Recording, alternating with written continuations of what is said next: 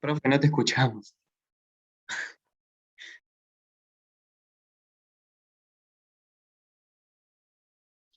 Hola. Ahí está, profe. Hola, hola. Oh, ¿cómo están? Buenas tardes. No nos Buenas podíamos tardes. conectar, no sé qué problema había con la conexión. Bueno, más allá de los problemas que soy yo que no lo manejo tan bien. Bueno, esperen que voy a dejar el celular por acá. Bueno, bueno, acá veo una compañera, la veo a María Elisa. La que estoy bien, la estoy viendo. Bueno, ustedes terminaron la bolilla 15, ¿no? Con la doctora San Martín, ¿puede ser? ¿La terminaron? Sí, la terminamos. Hola, doctora Curi. Con la doctora Curi. Bueno, hoy vamos a empezar con la bolilla 16, que habla en particular de las características de las distintas personas jurídicas. Como yo les comenté a ustedes, el código menciona varias personas jurídicas, que las enumeramos el otro día, pero el programa les pide las que específicamente están tratadas en el código, que son las asociaciones civiles, las simples asociaciones y las fundaciones. El código tiene un articulado muy claro en la actual versión. En la versión de Vélez tenía una serie de artículos que suscitaban a controversias, saber qué alcance tenía, qué encuadre daban. Ahora es muy claro, de manera tal que si ustedes van leyendo a lo mejor un código comentado, mucho mejor si es un libro, fácilmente van a poder comprender en qué consiste cada una de ellas. Vamos a dar un concepto fundamentalmente tienen que diferenciar la asociación civil con la fundación. Por un lado, la asociación civil y la fundación, porque la simple asociación participa de muchas características de la asociación civil, con algunas diferencias que las vamos a marcar. Pero la diferencia más marcada que ustedes van a encontrar es entre asociación civil y fundación. Bueno, para las asociaciones civiles nos tenemos que situar en el código, en el artículo 168 en adelante. La asociación civil es una persona jurídica, que eso ya nos dice mucho, ¿no es cierto? Es persona, es decir, es sujeto de derecho. Básicamente consiste en la unión estable de personas que se unen justamente para alcanzar un objetivo. Ese objetivo no debe ser contrario o no es contrario al bien común y a la utilidad pública, y su actividad, no puede tener una actividad donde el lucro sea lo principal. Esto está dicho en este artículo 168 que dice, objeto. La asociación civil debe tener un objeto que no sea contrario al interés general o al bien común. El interés general se interpreta dentro del respeto a las diversas identidades, creencias, tradiciones, sean culturales, religiosas, artísticas, literarias, sociales, políticas o étnicas, que no vulnere los valores constitucionales. No puede perseguir el lucro como fin principal. No es que diga no puede perseguir el lucro. No puede perseguir el lucro como fin principal, ni puede tener un fin de lucro para sus miembros o terceros. Bueno, nosotros decimos entonces, en base al concepto que hemos dicho, que la asociación civil son personas jurídicas.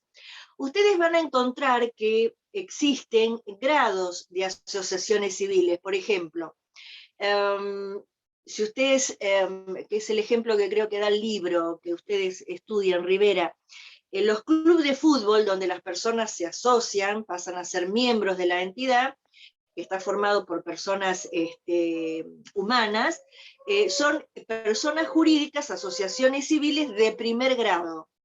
Muchas veces estas asociaciones civiles de primer grado se suelen reunir en lo que se llaman federaciones, que son la unión de personas jurídicas de primer grado. Se reúnen en asociaciones y forman la de segundo grado. Y a veces las de segundo grado, por ejemplo, sería, si seguimos el ejemplo del fútbol, la AFA. La AFA reúne a los clubes de primera instancia, a los clubes que serían los del primer grupo. Y luego de los de primer grado, perdón. Y luego tendríamos los de tercer grado, que estaría formado por la unión de las asociaciones civiles de segundo grado. Ustedes vieron que todas las entidades que a nivel de todas las naciones se corresponden con lo que nosotros llamamos la AFA, se unen en organismos internacionales, por ejemplo, creo que se llaman la FIFA. Es decir, la asociación civil es una persona jurídica que admite grados, asociaciones de primer grado, de segundo grado, por unión de las de primer grado, y de tercer grado por unión de las de segundo grado. Consisten básicamente en una unión estable de personas.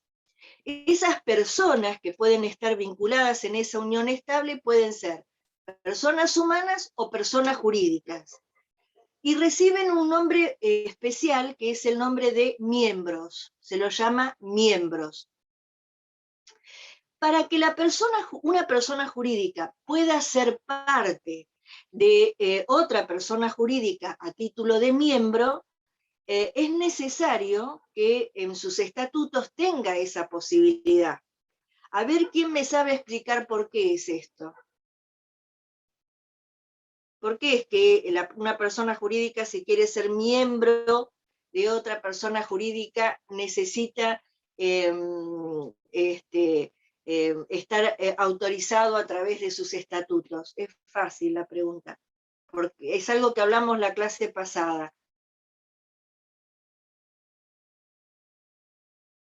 ¿Se acuerdan ustedes cuando hablamos el objeto de las personas jurídicas? Dijimos que ese objeto, la persona jurídica no se puede constituir para hacer lo que se le vaya ocurriendo. Tiene un objeto que debe ser preciso y determinado según la ley, y que marca su existencia. La persona jurídica es persona, se le reconoce esa capacidad de ser titular de derechos, de actuar en el mundo jurídico por sí, en tanto y en cuanto ese objeto. ¿Y se acuerdan cómo se llamaba ese principio? ¿De especialidad? Eso. No se olviden de ese tema, del principio de especialidad. No se olviden porque suele caer mucho en el parcial. Es decir, de eso quería preguntar, porque no lo había entendido bien. Cuando se corre el objeto, eso, de la persona jurídica, eso se refería. No, el tema es así. El tema es así. Cuando vos constituís una persona jurídica, no la constituís para lo que se nos vaya ocurriendo. Establecés un objeto. A, B, C y D se reúnen, Pedro, Susana, Luis y Jorge se reúnen para crear una asociación civil que luche, por ejemplo, por la niñez abandonada. Ese es su objeto. Y la personería se le da, la personalidad jurídica se le da, en tanto y en cuanto se respete ese objeto y la persona actúe dentro de la órbita de ese objeto. Si quisiera hacer otras cosas, no sé, fue creada para luchar por la niñez abandonada y después decide actuar siendo una persona jurídica en materia ambiental. No, está creada para ese objetivo. Es decir, esa persona existe en tanto y en cuanto ese objeto. Por eso se lo llama principio de especialidad. Entonces, lo que estamos diciendo nosotros ahora es que los miembros de la asociación civil son personas que pueden ser humanas o personas jurídicas. La persona jurídica, para ser miembro de otra persona jurídica, es necesario que a través de sus estatutos tenga la posibilidad de ser parte, de formar parte de otras entidades, ¿no es cierto? Y otras personas jurídicas. Bueno, estos miembros que nosotros estamos diciendo se unen a través de una unión de tipo estable, es decir, no es una unión pasajera. Todo el andamiaje que rodea la asociación civil nos hace ver que es una organización, es toda una estructura que tiende a perdurar en el tiempo, no es pasajera. Ustedes saben que cuando se constituye la entidad, puede ser que se la constituya, eso lo han visto con la doctora Curi, por tiempo indeterminado o por un plazo determinado que luego se puede prolongar. Bueno, esos plazos son generosos, es decir, la entidad suelen subsistir por muchísimo tiempo. El miembro, cuando pasa a formar parte de la asociación civil, establece un vínculo jurídico con la asociación civil. Al ser miembro, esa membresía determina un vínculo jurídico que existe entre esta persona que es miembro y la asociación civil en cuestión. Esto genera este vínculo jurídico que la calidad de miembro es intransferible. Es decir, yo me presento ante una asociación civil y pido la membresía, ser miembro, soy aceptado. Es decir, se produce estos dos aspectos. Yo tengo voluntad de asociarme, lo solicito, pero a su vez la asociación me acepta. Entonces se establece un vínculo jurídico. Esa membresía yo no la puedo transferir. Quien quiera, otra persona que quiera pasar a formar parte como miembro de la persona jurídica, tendrá que solicitarlo y verá a la persona jurídica si le otorga esa membresía o no. Es la condición de miembro, de asociado de la persona jurídica, es intransferible. A ver si les puedo ir tirando los artículos. Es el artículo 182 el que les dice lo que les estoy diciendo ahora, cuando nos dice el 182, intransmisibilidad. La calidad de asociado es intransmisible, tiene un componente, digamos, de tipo personal.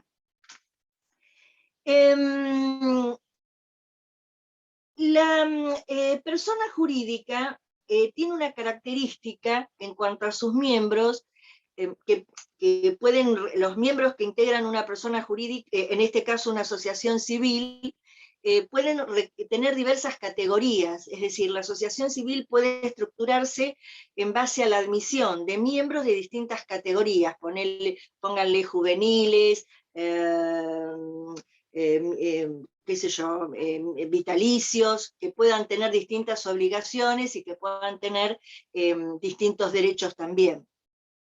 Y una característica que tienen los miembros es la fungibilidad. Fungibilidad en derecho significa cuando un individuo de la especie de pronto equivale a otro individuo de la misma especie. ¿Qué es esto en lo que les estoy explicando? Supongamos que la asociación civil se constituyó con Pedro, Susana, Luis y Marcelo como miembros de la entidad, como asociados. Y luego Pedro se va porque se cansó de estar tanto en la entidad, renuncia, Susana fallece, ingresarán otras personas, es decir, hay gente que sale por diversos motivos y gente que ingresa que adhiere a esa asociación civil.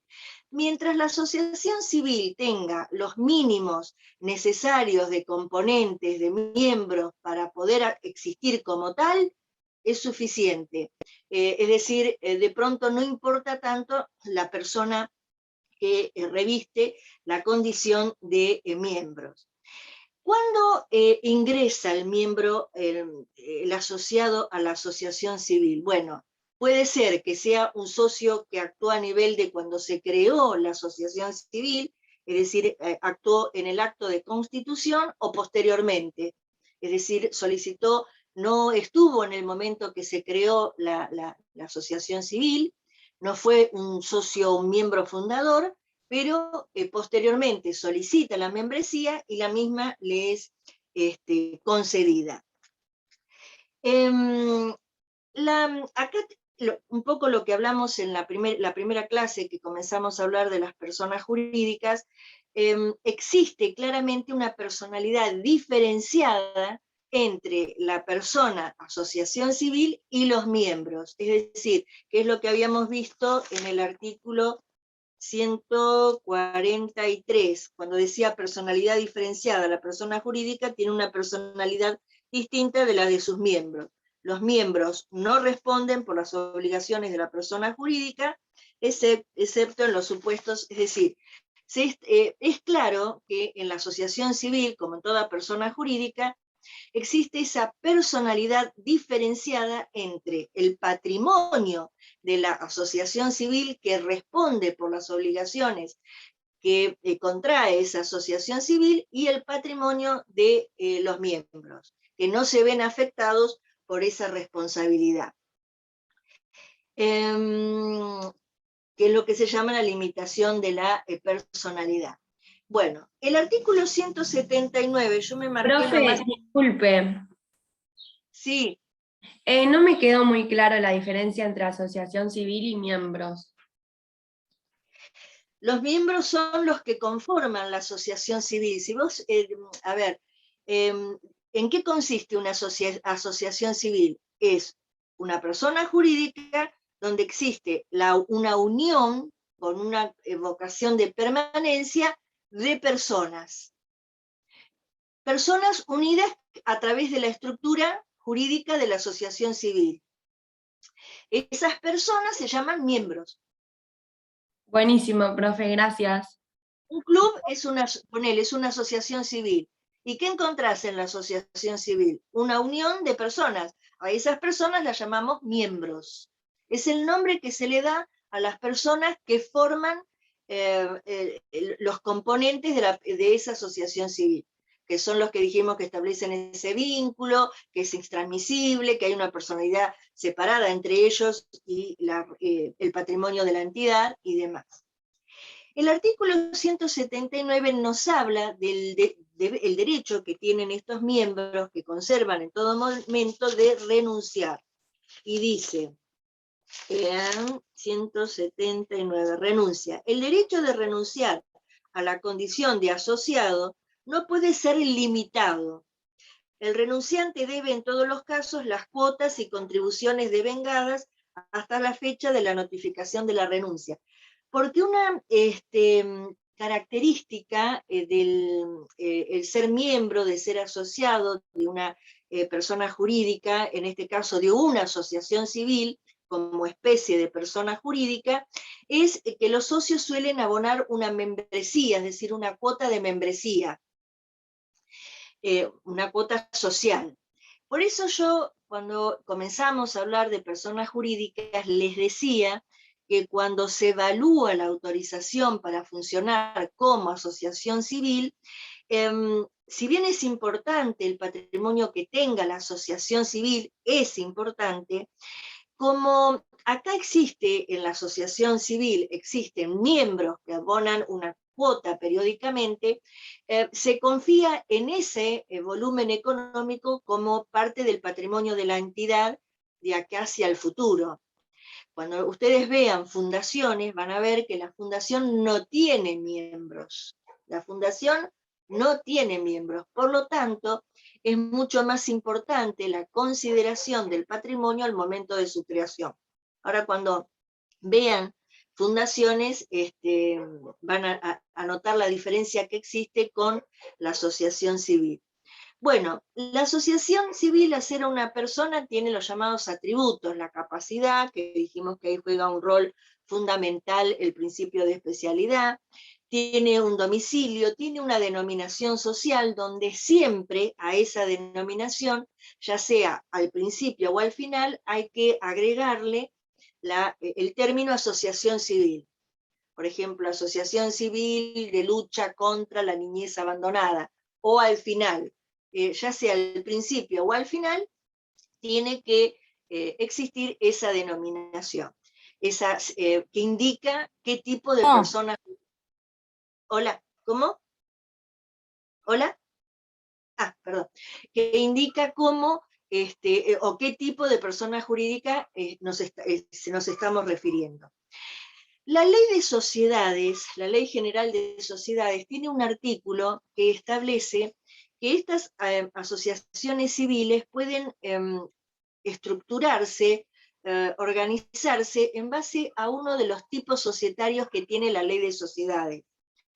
Yo creo que les conté que la Ley de Sociedades, ustedes la van a estudiar en otra etapa de la carrera, tiene lo que se llaman los tipos societarios, es decir, considerando básicamente que una sociedad es una organización donde las personas realizan aportes para realizar una determinada actividad productora de bienes y servicios y luego se reparten las ganancias obtenidas conforme ellos han establecido al momento de de crear la sociedad, y si no en proporción a los aportes, y en igual proporción participan de las pérdidas. Esa figura, este concepto de lo que es una sociedad, la ley de sociedades ha diseñado distintos tipos de sociedades, estructuras y normativas jurídicas que generan distintos tipos de sociedades. La sociedad anónima tiene estas características, la sociedad de capital e industria tiene estas otras características, la SRL es otra y tiene otras características. Entonces, lo que hace el artículo 3 de la Ley de Sociedades es permitir, cuando se crean estas personas jurídicas, asociación civil, que se conforme en base a uno de esos tipos de la ley de sociedades, pero no debe perseguir fin de lucro, porque las sociedades comerciales persiguen un fin de lucro, obtener ganancia que se reparte entre los socios en proporción a como han establecido originariamente al crear la sociedad, y si no lo han establecido, en proporción a los aportes. En este caso nosotros hemos dicho que la asociación civil no puede tener una actividad donde el fin principal sea la obtención de lucro. Así que en ese aspecto tiene una limitación. Bueno, el Código Civil, en el artículo que hemos visto, el 168, dice claramente que la entidad debe tener un objeto que no sea contrario al bien común o al interés general. ¿Qué es el bien común y el interés general? Bueno, la jurisprudencia ha dicho reiteradamente que es el bien o el interés que hace a todos nosotros, el que llega o nos importa a todos nosotros. Entonces, el Código Civil y Comercial no le exige actualmente a la asociación civil que persiga un objetivo de bien público, es decir, un objetivo que se proyecte en la sociedad. No sé, un fin como se llama altruista, no sé, luchar contra la niñez desamparada. No se lo niega tampoco, es decir, el fin que tiene la asociación civil puede ser un fin altruista. Por ejemplo, luchar contra el desamparo en el caso de la niñez. Pero no le exige que tenga un fin altruista. La visión que se tiene actualmente de la asociación civil, a diferencia de la época anterior con Vélez Sarsfield, es que mientras la actividad por la cual el objeto por el cual se crea la asociación civil, no sea contrario al bien común y al interés general, está perfecto. Si puede tener un fin altruista, muchísimo mejor, es decir, una actividad que se proyecta hacia la sociedad directamente, pero puede tratarse del caso de un coleccionista que se une con otros coleccionistas de algo, que es una inquietud común que tienen entre ellos, y bueno, y perfectamente pueden organizarse como asociación civil. Porque ustedes dirán, ¿y por qué se va a reunir, se van a vincular como asociación civil? Y bueno, porque no se olviden ustedes la división que existe entre los patrimonios, ese patrimonio diferenciado entre el patrimonio de la persona jurídica, en este caso la asociación civil, y los miembros, a punto tal que ellos quedan protegidos de no responder por las obligaciones de la asociación, dentro de parámetros generales, ¿no? Ahora,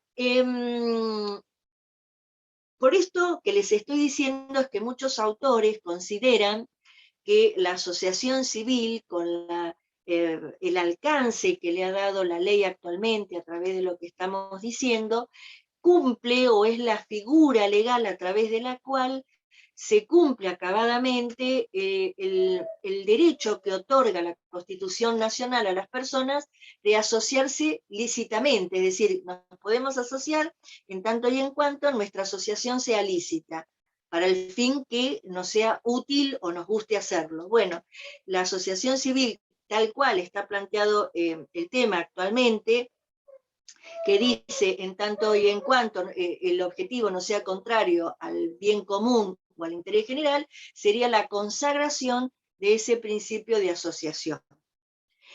En algunos casos, el objetivo que persigue la entidad es de lo que podríamos considerar mixtos. ¿Qué significa esto? Si nosotros observamos en una primera aproximación el objeto que persigue la asociación civil, decimos, bueno, pero esa asociación civil desarrolla una actividad que beneficia en definitiva a quienes componen la asociación civil. No se proyecta socialmente, pero eso sería una mirada primaria. A ver, vamos a un ejemplo para que podamos entenderlo. Hay muchas veces que muchas familias, donde un componente de esa familia tiene a lo mejor un problema de salud o alguna limitación o alguna característica especial, deciden unirse y formar una asociación civil que va a trabajar, su objeto va a ser una actividad dentro de ese tema particular que vincula a todas estas familias. No sé, para comprar un inmueble, para que ese inmueble perdure en el tiempo afectado a ese objeto, para que sea un lugar donde de día estas personas puedan ir y recibir instrucción, no sé, aprender a cocinar, a escribir, supongo que muchos de ustedes en la cabeza se les aparecerá supuestos de lo que les estoy diciendo. No sé, crear ámbitos de recreación, de capacitación. Y ustedes dicen, bueno, pero digamos, ellos crean una asociación cuyo objeto es trabajar por esa temática, que en definitiva la tienen ellos solos, nosotros no la tenemos, por lo tanto persiguen lo que se llama un fin, entre muy comillas, ¿no? Egoísta, como que no se proyecta la finalidad, el objeto de la asociación en la sociedad. Pero esto es una mirada, digamos, apresurada del tema, porque, ¿qué pasa? El Estado tiene la obligación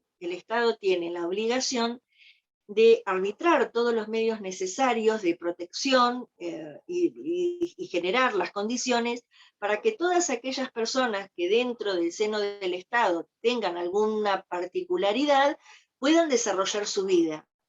Si estas personas que crearon esa asociación civil puntual que trabaja en ese objeto no lo hubieran creado, lo que ellos hacen a través de esa asociación civil, ese objeto que logran llevar adelante, cumplir, lo tendría que hacer el Estado. Por lo tanto, la actividad que están desarrollando beneficia, aunque primariamente pareciera que es un objeto referido a ese grupo de personas, en realidad tiene una proyección social. Lo importante es que el objeto no sea contrario al bien público ni al interés general. Dentro de ese marco, la asociación civil se puede crear para todo aquello que las personas estimen como conveniente para poder desarrollar esa actividad, eso que a ellos los preocupa o les gusta o los motiva, de una manera organizada a través de la cobertura legal de lo que es una asociación civil. La Corte Suprema ha dicho en algunos casos en que se ha pronunciado que siempre estos objetivos tienen una incidencia social, es decir, siempre derraman sus beneficios, los beneficios de su actividad sobre la asociación. Y como hemos dicho, no pueden, la actividad que ellos desarrollan, no pueden tener una actividad lucrativa como fin principal. ¿Qué es esto? Es decir, obtener ganancia. Esto significa lo que la ley de alguna manera pretende limitar es lo que se llama que la asociación civil se la utilice para obtener lo que se llama ganancia subjetiva, es decir, que la asociación civil sea el vehículo para obtener una ganancia que se reparta entre sus miembros o se entregue a terceros. Pero esto no quiere decir que la asociación civil no pueda desarrollar una actividad económica, y en muchos casos necesita desarrollar esa actividad económica. ¿Por qué? Porque a través de esa actividad económica logra mantener su patrimonio, encarar nuevos desafíos que hacen a su objeto. Es decir, mantener su patrimonio, quizás aumentarlo con el fin de cumplir de una manera más satisfactoria su objetivo. No sé, si es una asociación civil que lucha por la niñez desamparada, comprar otro predio, aumentar, agrandar las instalaciones, comprar maquinaria. Por eso de pronto, en base a esto que da el concepto que nos da el Código Civil acerca de que la actividad no puede tener como fin principal una actividad lucrativa, uno puede decir, ¿y qué hace la Asociación de Lucha contra la Niñez Desamparada con un kiosco? Tiene un kiosco, y bueno, pero a lo mejor ese kiosco es el vehículo que utiliza para mantener e incrementar su patrimonio con el objetivo de cumplir con su objeto. Es lo que se llama el lucro visto desde un punto de vista objetivo. Y la Corte Suprema siempre ha dicho que en caso de duda, es decir, cuando no existe la seguridad acerca de si esa actividad que genera de pronto un valor económico está o no dentro de los alcances del objeto de la entidad, debe estarse en caso de duda en el sentido de la aceptación. Bueno, hasta acá hemos dicho un concepto de lo que es una asociación civil y hemos dicho la importancia que tiene dentro de lo que es una asociación civil los miembros, las personas que los componen, que permanecen dentro de la asociación civil y a título de miembro. Otra circunstancia que caracteriza mucho a la asociación civil es la estructura de órganos que tiene. El Código Civil y Comercial establece que las asociaciones civiles deben tener básicamente 3 órganos. Puede llegar a organizarse con un órgano más, pero básicamente tiene que tener 3 órganos. El primero de esos órganos es el órgano deliberativo, que es el órgano que se llama el órgano máximo, el órgano supremo de la asociación civil. Hasta llega a decirse que es el órgano soberano. Eso de soberano es entre comillas, porque ahora vamos a ver, este órgano necesita actuar conforme las pautas, las normas que le establece la ley y el estatuto de la entidad, así que tiene esas limitaciones. Es soberano, es decir, es el órgano con máxima autoridad dentro de la asociación civil, pero dentro de esos márgenes que le establece la ley, la ley, el Código Civil, y porque las asociaciones civiles están reguladas en el Código Civil, y sus estatutos, ¿no es cierto? Ustedes se acuerdan que las asociaciones civiles nacen de un acto constitutivo, que es un acto jurídico en el cual quienes van a crear esa asociación civil vuelcan o expresan su voluntad para crear esa asociación civil, y luego tienen el estatuto. El estatuto es una ley creada por ellos mismos que va a regir toda la vida de la entidad. O sea, el acto constitutivo, que es un acto jurídico, sirve para crear la entidad. Allí quienes van a crear la asociación civil manifiestan su voluntad de crearla y se obligan a hacer los aportes. Pero luego, ya sea en el mismo acto constitutivo o por documento separado, tienen que redactar el estatuto, porque el acto constitutivo sirve para crearla, y punto. Pero luego la entidad empieza a tener su vida, que como dijimos puede ser ilimitada o de muy larga duración. ¿Por dónde se va a regular? Por el estatuto. Ese acto constitutivo y ese estatuto debe ser aprobado por el Estado, que luego también la registra, y a partir de allí pueden comenzar a funcionar. Ahora, para comenzar a funcionar tiene una estructura de órganos. El primer órgano, o el más importante, podríamos decir que es el órgano de deliberación, porque es el que aprueba la actividad anterior a cuando se constituye o se reúne el órgano deliberativo, y es el que establece qué se va a hacer para adelante. Es el que fija en concreto qué se aprueba, toda gestión que se ha hecho dentro de la asociación civil, y es la que establece qué se va a hacer en el futuro. Son las que se llaman las asambleas. Es un órgano donde, como les estoy diciendo, cuando se reúne, considera todo lo que se hizo antes de esa reunión y ve si lo aprueba. Y establece, discute qué es lo que se proyecta para el año que sigue, y establece la obligación de cumplir ciertas líneas de acción que allí se deciden. La asamblea normalmente se dice que es la reunión de todos los miembros de la asociación civil, como que todos tienen derecho a participar en ella. En principio sí, pero puede haber limitaciones. Por ejemplo, puede ser que se permita solamente participar de ellas a partir de cierta edad. Por ejemplo, las entidades deportivas suelen admitir, y es costumbre a veces de muchos padres cuando nacen sus niños, ya directamente ir y asociarlos al club, que como dijimos es una asociación civil. Y bueno, puede ser seguramente que se va a establecer que para poder participar en la asamblea, donde se decide la vida de la asociación civil, se le requiera llegar a una determinada edad. También es posible que existan personas que están excluidas por cuestiones disciplinarias.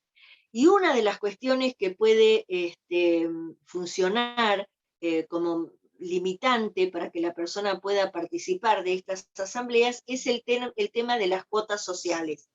Como yo les dije a ustedes, los miembros deben pagar una membresía mensual, y esto está establecido en el artículo 178, y dice: participación en las asambleas. El pago de las cuotas y contribuciones correspondientes al mes inmediato anterior, nos estamos refiriendo al mes inmediato anterior a la constitución de la asamblea, es necesario para participar en las asambleas. En ningún caso puede impedirse la participación del asociado que purgue la mora con anticipación al inicio de la asamblea.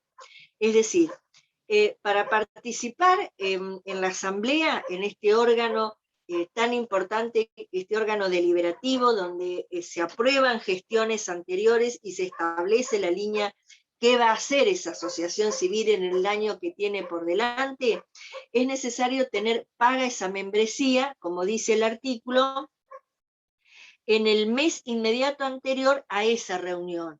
Pero si la persona está en mora de pagar, puede participar de la asamblea si inmediatamente al momento de que se va a reunir la asamblea, efectúa el pago en cuestión. Bueno, la asamblea, hay dos tipos de asambleas. Están las asambleas ordinarias y las asambleas extraordinarias. Las asambleas ordinarias se reúnen una vez al año, periódicamente, en la fecha que establece el estatuto. Y es justamente esa reunión de todos, dentro del alcance que hemos dicho recién, de todos los miembros, donde se analiza y se prueba todo lo que pasó anteriormente a esa fecha, y se establece la línea de acción hacia el futuro. Esa es la reunión ordinaria. Pero también es posible que existan reuniones extraordinarias, que pueden realizarse en cualquier momento que sean debidamente convocadas.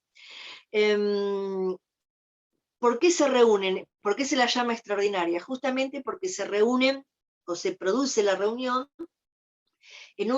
por una circunstancia especial. Por ejemplo, ya se realizó la reunión ordinaria, ya se la realizó, se aprobó y se proyectó hacia el futuro, pero se vuela el techo de la entidad por un ciclón. Y bueno, hay que convocar a reunión extraordinaria porque hay que hacer, quizás establecer una cuota suplementaria a todos los miembros para reunir el dinero necesario, para juntar lo necesario y poner el techo. Es decir, la reunión extraordinaria, la ordinaria es ordinaria, es periódica, siempre en la misma época para aprobar la gestión anterior y establecer el proyecto de actividades para el año que sigue. Pero la extraordinaria es ante un evento extraordinario. Quizás no se convoca nunca una extraordinaria, capaz que se convoca 2 veces en el año la extraordinaria, capaz que una vez, depende de que se presente o no ese hecho extraordinario. Este órgano deliberativo, que es un poquito el que siguiendo la ley y el estatuto establece las líneas de acción de la asociación civil, trabaja o se funciona a través de un sistema de quórum y de mayorías. El quórum es la cantidad de miembros que tiene que estar presente para que tengamos por constituida la asamblea. Eso lo va a decir el estatuto. Es decir, hay tantos miembros presentes, damos por constituida la asamblea.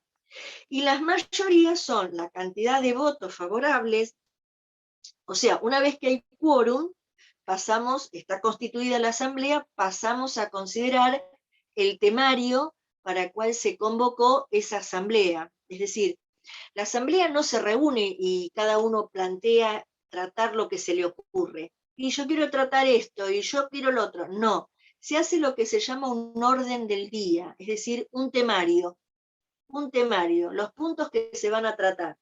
Y solamente se puede tratar en la asamblea los puntos que están establecidos en el orden del día. Una vez que está convocada la asamblea, está constituida porque hay quórum y entramos a tratar el orden del día, según el tema que sea, la ley establece distintas mayorías que puedan ser necesarias para aprobar cada una de estas cuestiones.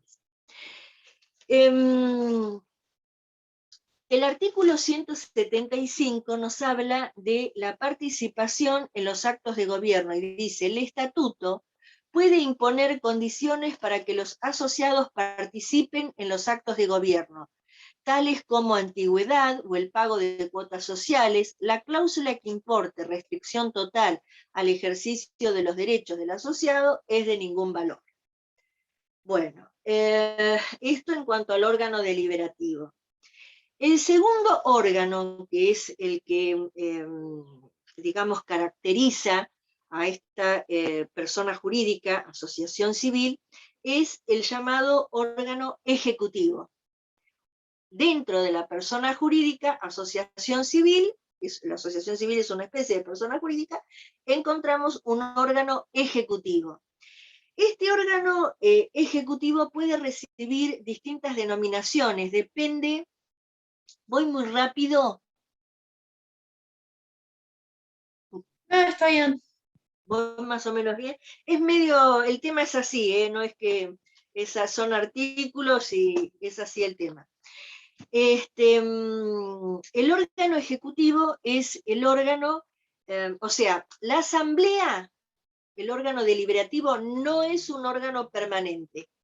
Como han visto, tiene reuniones ordinarias y extraordinarias. No es que está siempre constituido, no es que están siempre reunidos, que nosotros vamos a una determinada día y hora y siempre los encontramos deliberando. No, no es un órgano permanente. Se reúne en esas reuniones ordinarias o extraordinarias. Las ordinarias está fijada la fecha en el estatuto y todos los años se reúne en esa fecha para aprobar lo pasado, para establecer lo futuro. Las extraordinarias sí son convocadas, es un órgano no permanente. Pero para poder actuar, la entidad necesita un órgano permanente que lleve adelante la vida de la entidad. Acá nos encontramos con el órgano ejecutivo. Este órgano ejecutivo es muy importante porque es el que lleva adelante diariamente la administración y la representación de la entidad. Y recibe diversas denominaciones.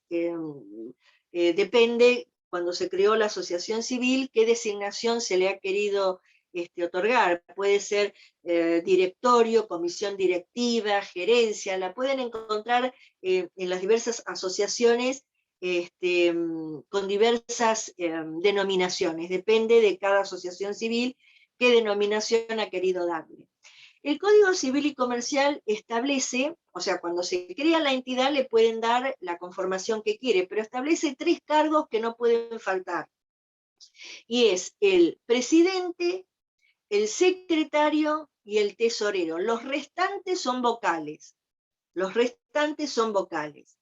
Deben ser miembros de la entidad y la primera elección, o sea, el primer trío, es decir, el primer presidente, el primer secretario y el primer tesorero, se elige en ese acto de constitución que hemos dicho, que es a partir del cual se inicia el proceso de creación de esta asociación civil.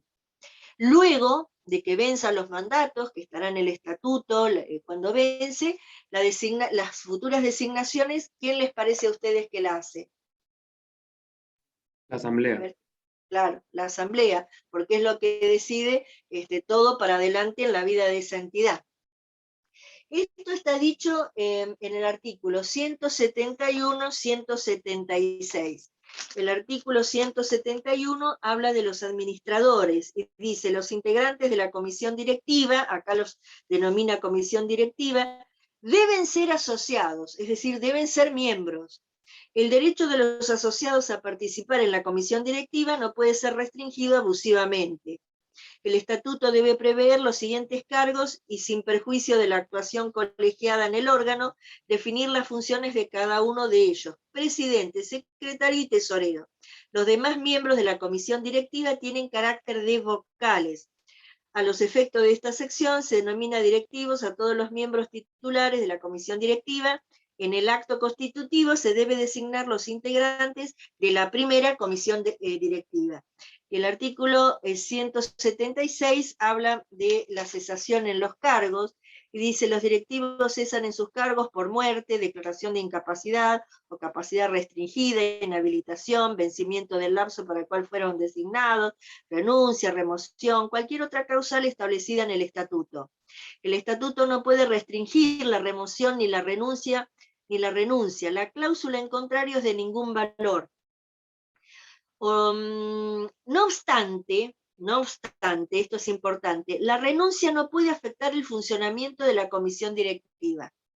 Es decir, el estatuto no puede restringir el derecho de quienes integran la comisión directiva a renunciar.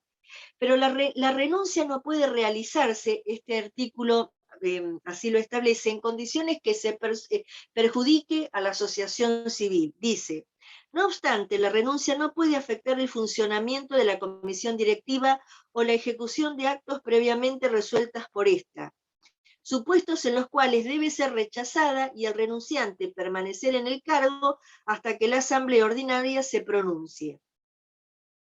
Si no ocurren tales circunstancias, la renuncia comunicada por escrito al presidente de la comisión directiva o a quien estatutariamente lo reemplace o a cualquiera de los directivos se tiene por aceptada si no es expresamente rechazada dentro de los 10 días contados desde su recepción. Perfecto. Bueno, ya hablamos de 2 órganos: el órgano de gobierno, el órgano deliberativo, la asamblea, y este órgano ejecutivo que tiene a su cargo la administración y la representación. Es decir, va a cumplir, siguiendo la ley y siguiendo el estatuto, las directivas que le dé la asamblea, las pautas de actividad que le dé la asamblea cuando se reúne.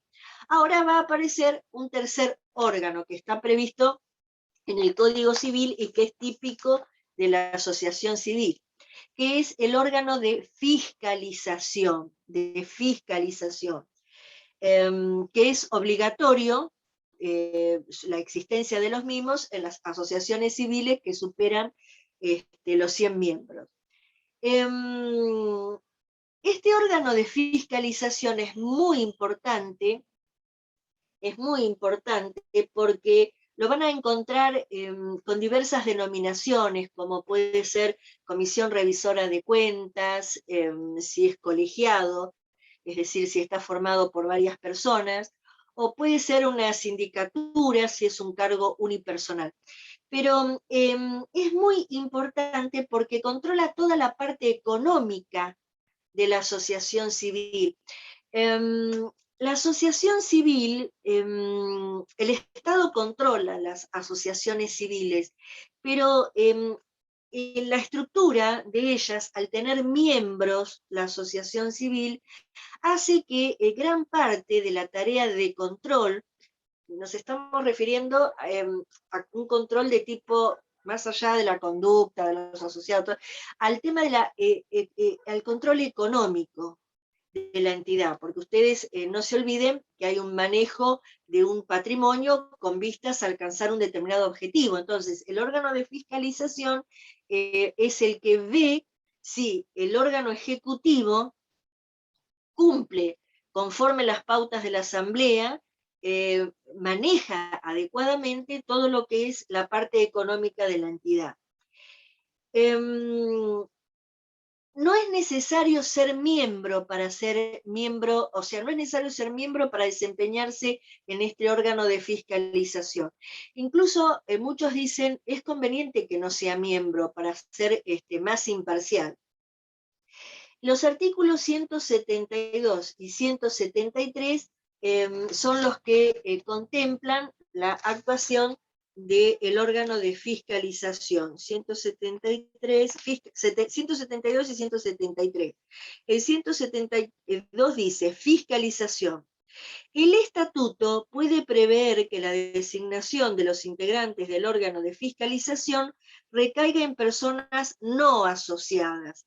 Ustedes vieron que los administradores, la ley dice que deben ser asociados, deben ser miembros, artículo 171. En el caso del órgano de fiscalización, artículo 172, dice, el estatuto puede prever que la designación de los integrantes del órgano de fiscalización recaiga en personas no asociadas. En el acto constitutivo se debe consignar los integrantes del primer órgano de fiscalización. La fiscalización privada de la asociación está a cargo de uno o más revisores de cuentas. La comisión revisora de cuentas es obligatoria en las asociaciones con más de 100 asociados. Artículo 173. Integrantes del órgano de fiscalización. Los integrantes del órgano de fiscalización no pueden ser al mismo tiempo integrantes de la comisión. Se refiere de la comisión directiva, es decir, no pueden ser fiscalizadores y miembros de la comisión directiva, lo cual es lógico, porque ellos tienen el deber de fiscalizar, de controlar la actividad, especialmente en lo económico, que realiza la comisión directiva. Entonces no pueden ser miembros, se controlarían a sí mismos. Los integrantes del órgano de fiscalización no pueden ser al mismo tiempo integrantes de la comisión ni certificante de los estados contables de la asociación. Estas incompatibilidades se extienden a los cónyuges, convivientes, parientes, aún por afinidad, en línea recta en todos los grados y colaterales dentro del cuarto grado. En las asociaciones civiles que establezcan la necesidad de una profesión u oficio específico para adquirir la calidad de socio, los integrantes del órgano de fiscalización no necesariamente deben contar con, digamos, ese título habilitante. En tales supuestos, la comisión fiscalizadora debe contratar a los profesionales independientes para su asesoramiento. Bueno, entonces vamos, estos son los tres órganos que hacen a la estructura de la asociación civil, que están previstos en el Código Civil y Comercial. Es decir, a través de la actuación del funcionamiento de estos órganos, tiene vida la asociación civil. La asamblea toma las decisiones, aprueba la actividad pasada y toma las decisiones hacia el futuro. Pero no es un órgano permanente, tiene reuniones ordinarias y extraordinarias. ¿Quién lleva a cabo toda la vida diaria de la entidad? La lleva la comisión directiva, que es un órgano permanente. ¿Y quién vigila que la comisión directiva respete económicamente, especialmente las decisiones de la Asamblea, el órgano de fiscalización. Esa es más, este trío de órganos es básicamente el trío, la organización, a través de la cual la asociación civil puede desarrollar su actividad. Pero puede haber un cuarto órgano, puede existir un cuarto órgano, que es un órgano que está, en los casos en que está previsto, abocado al control de la conducta dentro del comportamiento de la conducta dentro de la asociación civil. Es el que trata de mantener el orden dentro de la asociación civil. ¿Qué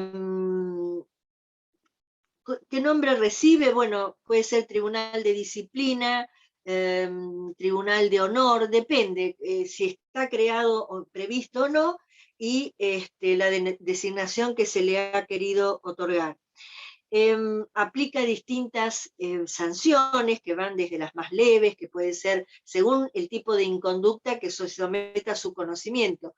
Puede ser un llamado de atención, una amonestación, hasta puede llegar a aplicar multas, y finalmente la expulsión, la sanción máxima que se podría prever sería la expulsión de esta persona.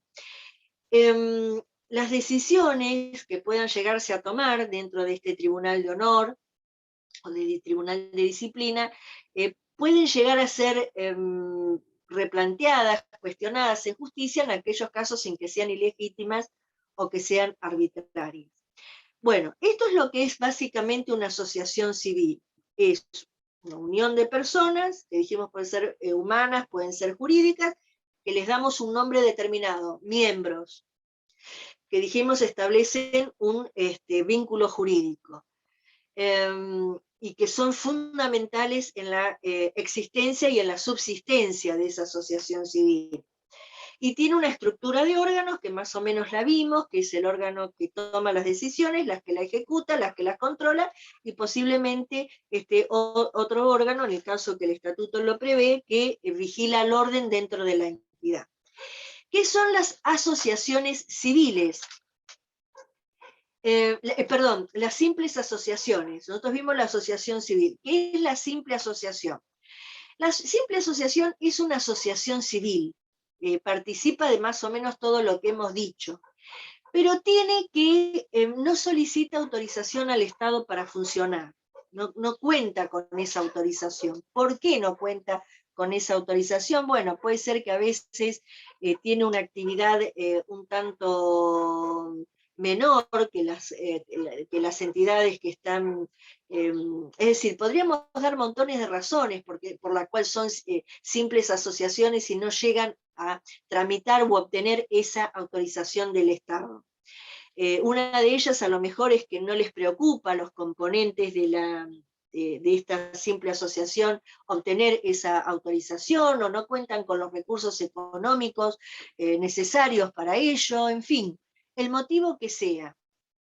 Ahora, son personas jurídicas que tienen, digamos, la ley le establece dos requisitos. Uno es que se constituyan, el acto constitutivo, por instrumento público. La asociación civil también se tiene que constituir por instrumento público.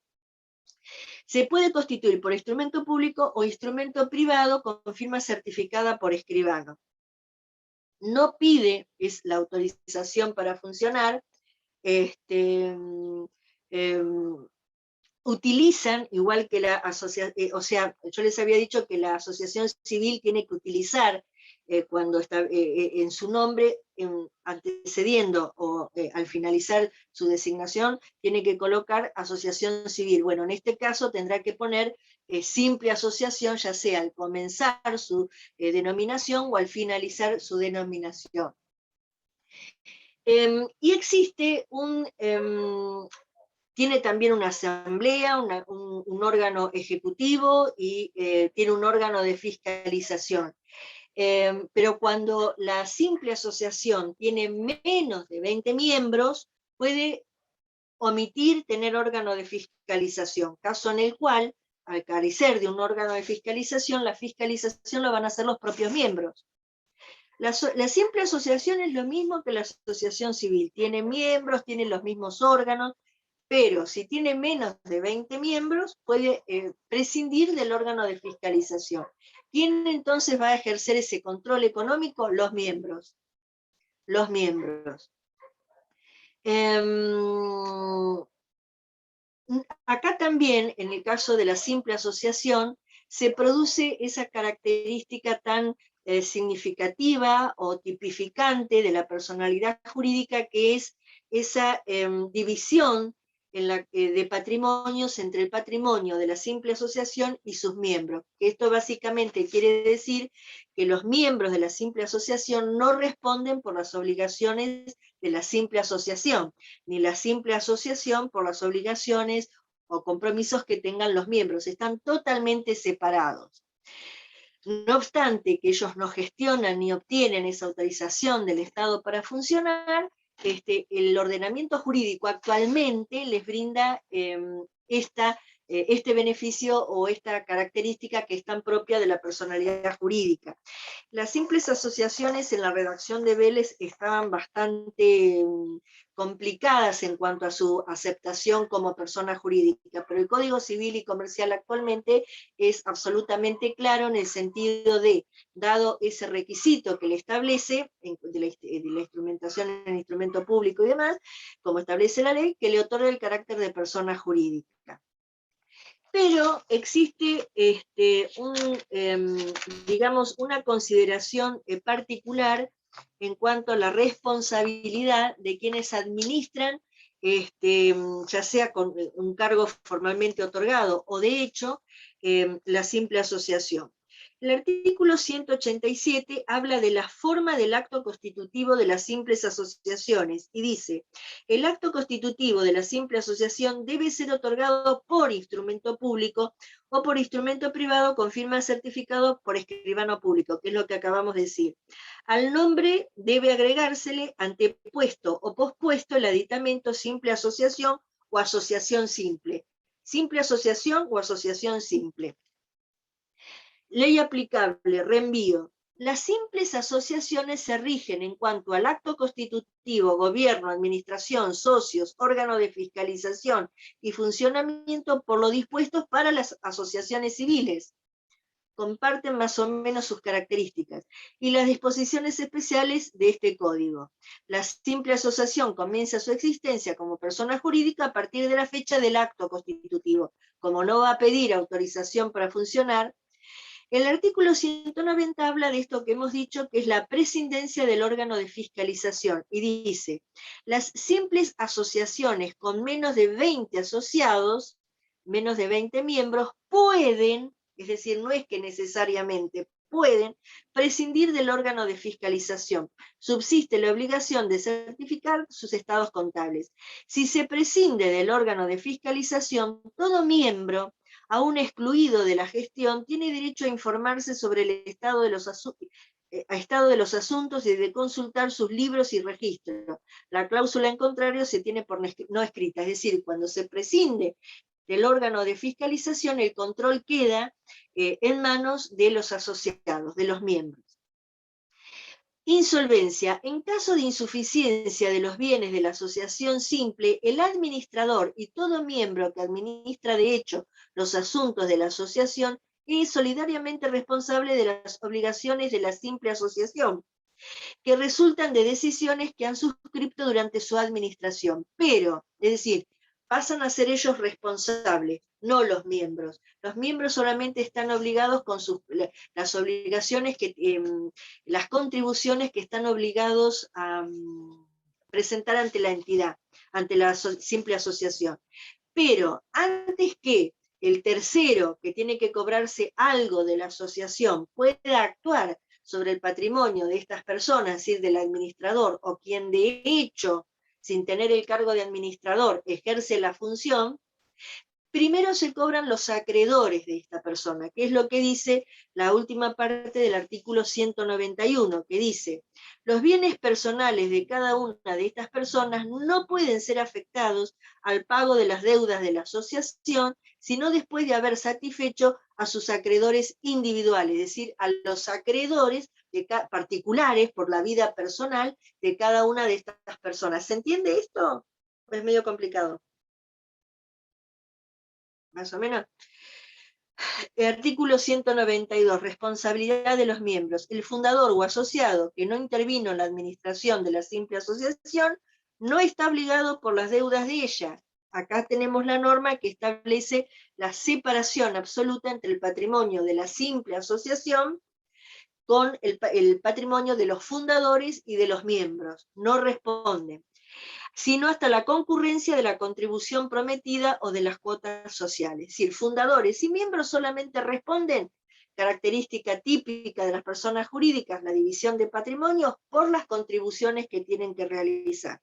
Distinta es la responsabilidad que el artículo 191 pone en cabeza de los administradores y de aquellos asociados o miembros que de hecho, sin haber sido nombrados administradores, realizaron actos de esa característica. Si el patrimonio de la simple asociación no es suficiente para responder de esas obligaciones frente a terceros, pasan a ser ellos responsables, pero primero se satisfacen los acreedores particulares que ellos pudieran llegar a tener. Bueno, ahora, ¿tienen alguna duda hasta acá? Profe, ¿quiénes vendrían a ser los administradores? ¿Los que integran el órgano ejecutivo? ¿Quiénes serían los administradores? El administrador es como el órgano que administra y que lleva adelante la representación de la entidad. O sea, el órgano ejecutivo, los que integran el órgano ejecutivo. Claro, una cosa así. Porque Genial, la gracias. asociación es como la asociación civil, solamente que no tienen esa autorización del Estado y entonces tienen un régimen un poquitito particular. Ya te digo, ahora se les reconoce la calidad de personas. Antes no estaba discutido si eran o no personas. Ahora, si hay uniones de personas para cumplir un objetivo determinado, que ni siquiera se constituyen por instrumento público o por instrumento privado con firma certificada, ya no es asociación, simple asociación o asociación simple. Son las llamadas asociaciones de hecho, que si bien está discutido que son o no son personas. No son personas. Ustedes tienen que tener muy en claro, yo no sé si ustedes captan adecuadamente qué significa la personalidad. Si yo les digo a ustedes qué es la personalidad jurídica, qué característica me dan ustedes de la personalidad jurídica. ¿Qué les parece?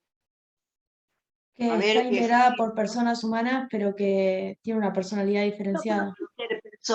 ¿Qué es la personalidad jurídica? ¿Qué te parece a vos después de lo que hemos...? No tenés por qué saberlo, no te pongas nerviosa ni nada por el estilo, ni yo saco un concepto, porque estamos charlando estos temas. Así que vos manejate tranquilita. ¿A vos qué te parece que es la personalidad jurídica? Un montón de personas que realizan un trámite y le dan la personalidad jurídica. ¿Qué es la personalidad jurídica? Una entidad que tiene una capacidad de acuerdo a sus objetivos previstos en su estatuto. Una capacidad propia, un patrimonio propio, y acordate, se produce, al tener un patrimonio propio, vos te vas a encontrar con la realidad que tenés, el patrimonio de esa persona que se ha creado, ¿no es cierto? Podemos hablar de una asociación civil o una simple asociación, que tiene su patrimonio. Su patrimonio a lo mejor es un terrenito, un poquito de plata, un auto, lo que les parezca. Y van a haber miembros que van a tener sus patrimonios, que están a nombre de esos miembros. Bueno, no hay comunicación entre estos patrimonios. Es decir, ellos son miembros de la persona. Las deudas que en el desarrollo de su actividad pueda contraer la persona jurídica, va a tener que responder la persona jurídica, en este caso la asociación civil, con su patrimonio.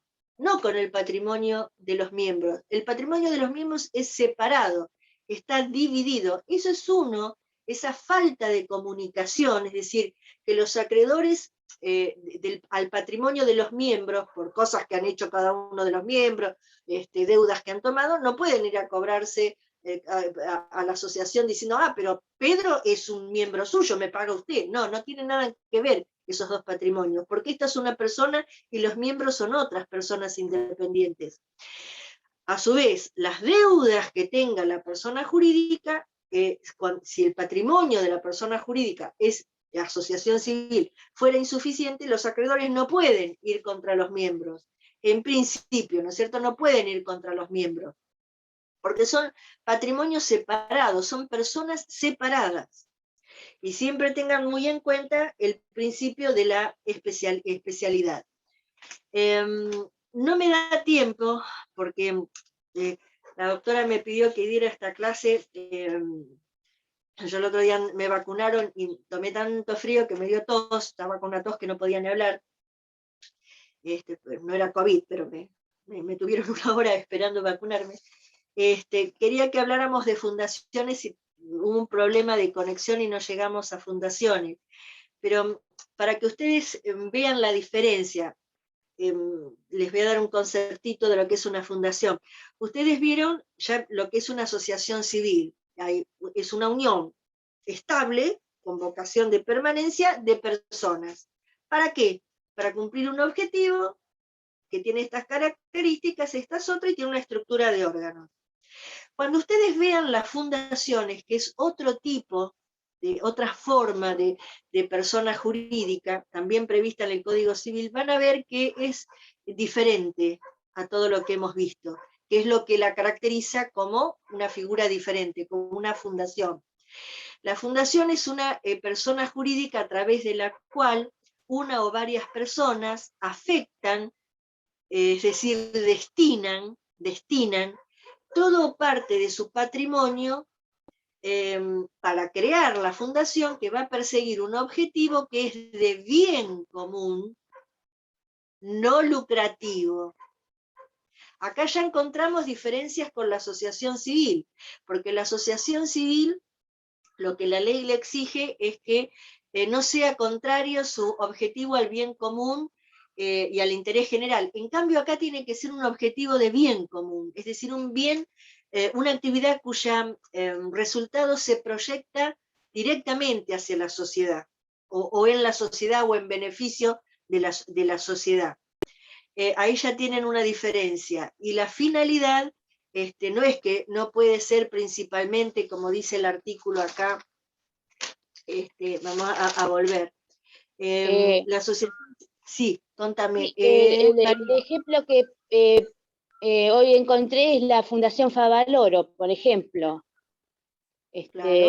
Vos fíjate, vamos a hablar la fundación tiene un fin educativo de formación de médicos y después de ayudar a la sociedad a que pueda llegar a hacerse tratamientos médicos, sobre todo trasplantes y eso. Claro, y vos fíjate que parte de supongo que van a tener una clase de fundaciones. La idea era desarrollarla hoy, pero hubo ese problema con la conexión. Fíjate que la Fundación Favaloro cobra un dinero por las intervenciones que hará, pero es para la misma actividad, no persigue un fin de lucro. Una vez que paga todo lo que tiene que pagar para poder desarrollar su actividad, sigue reinvirtiendo en su actividad. Tiene ciertas características diferentes, no tiene miembros la fundación. El fundador crea esa fundación, le asigna un patrimonio que se lo puede asignar por un acto entre vivos, es decir, una donación, o a través de un acto de última voluntad, a partir de un testamento, y luego él se desprende, y ese patrimonio es muy controlado por el Estado para alcanzar el objeto.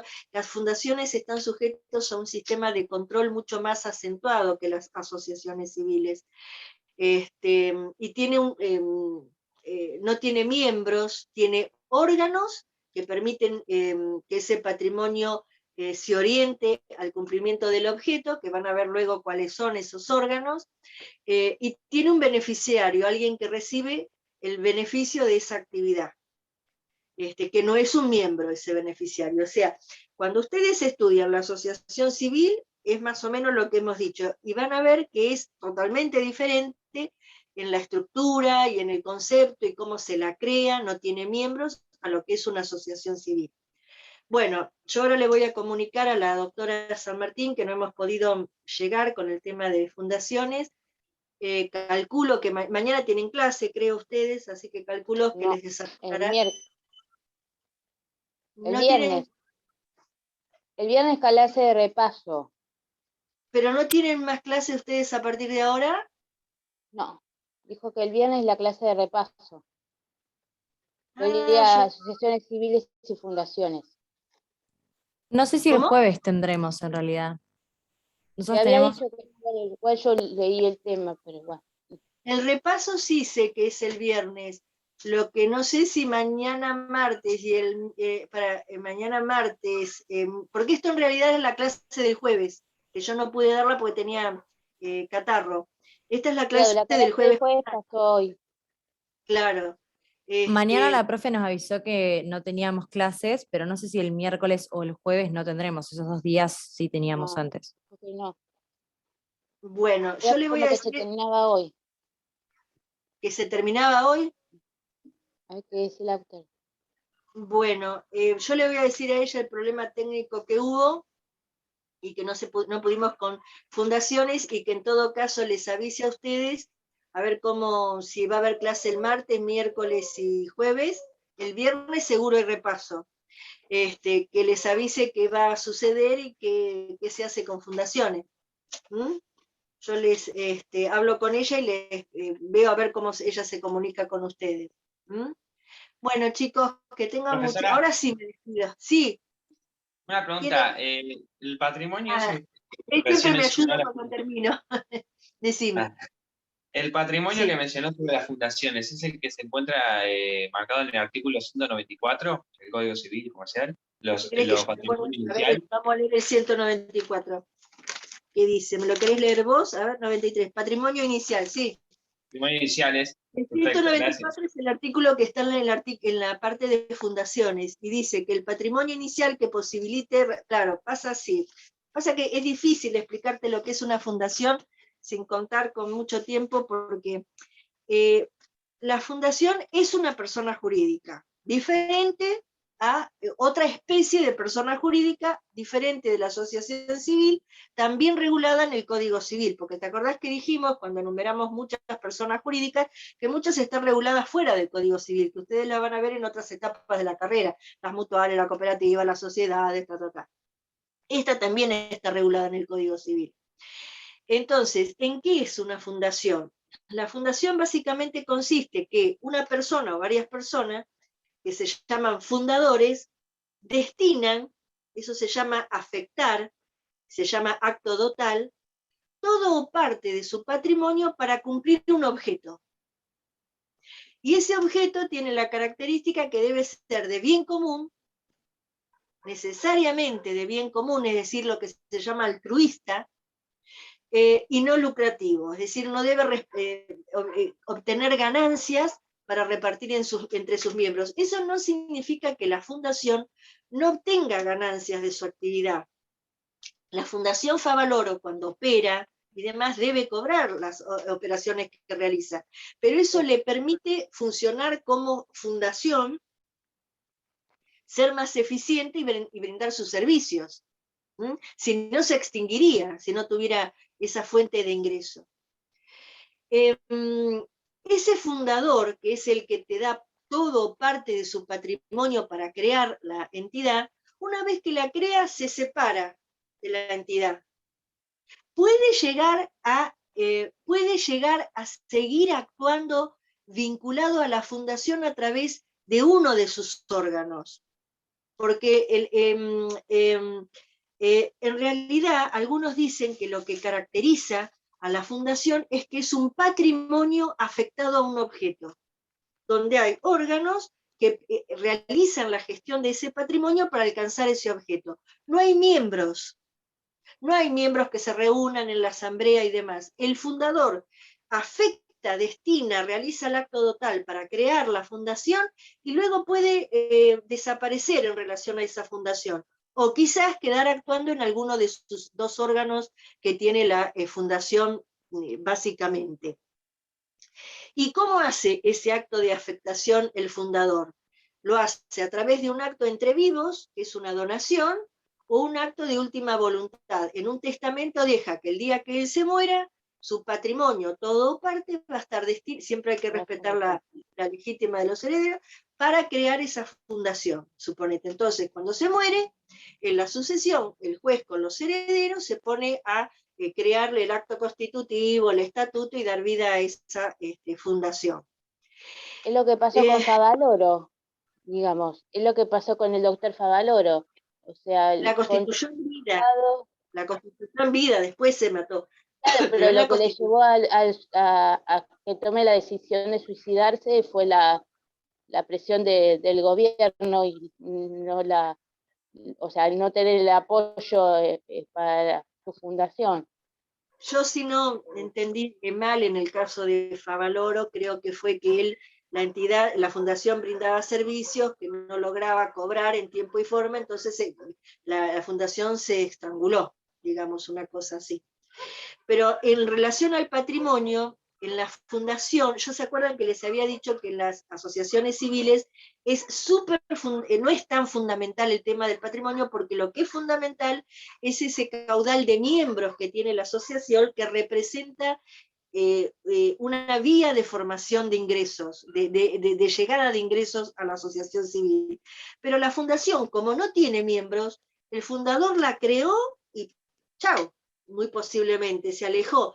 Entonces es necesario que ese patrimonio que el fundador destina a la creación de la fundación sea suficiente para hacernos pensar razonablemente que podemos alcanzar el objeto, porque si no sería una utopía. Si yo lo único que afecto es un celular para hacer no sé qué fundación, es una utopía.